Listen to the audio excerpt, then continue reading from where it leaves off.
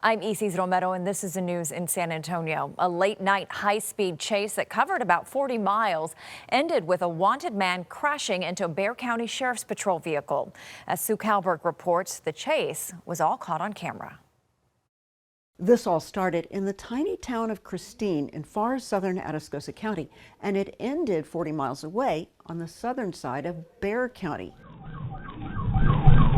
A deputy on patrol tried to stop a suspicious sedan that refused to pull over, and they say one of the driver's mistakes was to speed northbound in the southbound lanes of 37. I'm on the access road northbound. He is on the highway heading northbound on the southbound lane. With a dash cam recording speeds of more than 100 miles per hour, Deputy Brandon Devora did his best to remain safe. Yeah, I think he's going to hit me. He asked to use his vehicle to bring the chase to an end, but it was just too dangerous. Do not use your car as a tool over too fast speeds.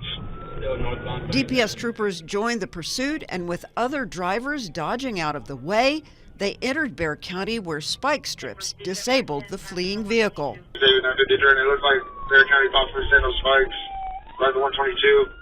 1050. The deputy.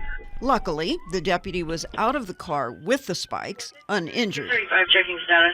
With guns drawn, he and DPS troopers tried to get the suspect from the car, and when the man refused to give up, they used a long gun to break a window and take the man into custody. One's in custody. He hit a Bexar County deputy at the 122. They say there were no injuries and no other vehicles were damaged. Officials say 32-year-old Angel Martinez had active warrants out of Dallas for drugs and fraud. Atascosa County added a felony charge of evading with a vehicle. And here in Bexar County, he did total that patrol vehicle. He's being held without bond. Sue Kalberg, KENS 5.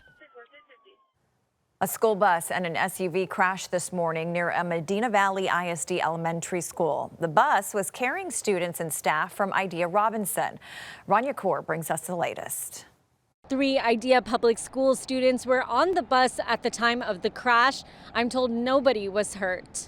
Around 7:30 in the morning, the Bexar County Sheriff's Office says that a bus and an SUV were involved in a crash. The bus and SUV sideswiped one another on Masterson Road, just around the corner from Silos Elementary School. The bus was carrying 3 students on board, and no one was hurt. Idea Public Schools, in a statement, said that the bus was from Idea Robinson, which is about 10 miles east of where the crash happened.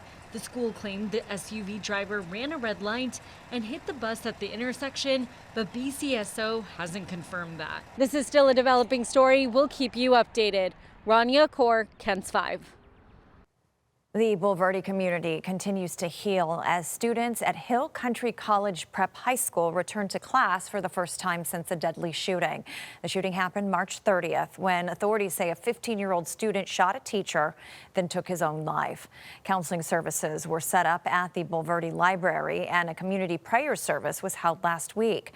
The district says more than 250 students were back on campus on Tuesday, with many wearing blue to show support for the injured teacher.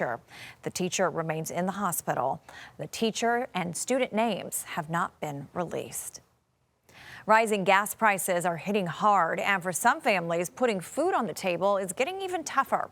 As Zach Briggs reports, demand is now soaring at the San Antonio Food Bank. Families are feeling the strain of putting food on the table even more so now with rising gas prices. Meantime, the San Antonio Food Bank trying to keep up with this alarming demand while dealing with their own financial impacts as well.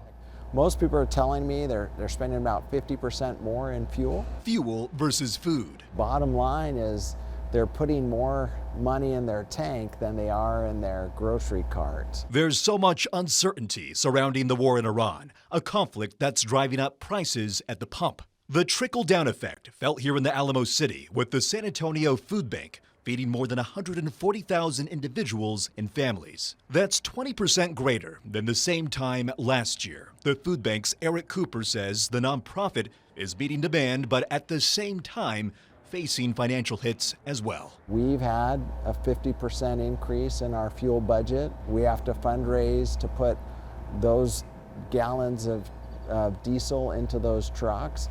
But when we're hiring a third-party trucking company, those carriers are charging more per mile to offset their increases. An area of the food bank's massive warehouse, you'll see many bare spots where boxes of food would normally be stored. Cooper says this is highly unusual during this time of the year. And with the summer rush approaching in a couple of months, he's confident they'll be able to stock up in time. Families should never go hungry. We're trying to get the right amounts and the right varieties to make sure we can really nourish, but we can help. And Ruby Rodriguez My savings already got depleted.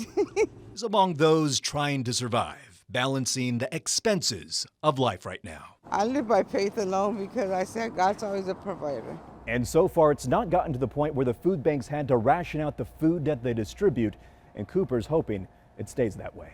I'm Zach Briggs, KENS 5. And that's the news in San Antonio.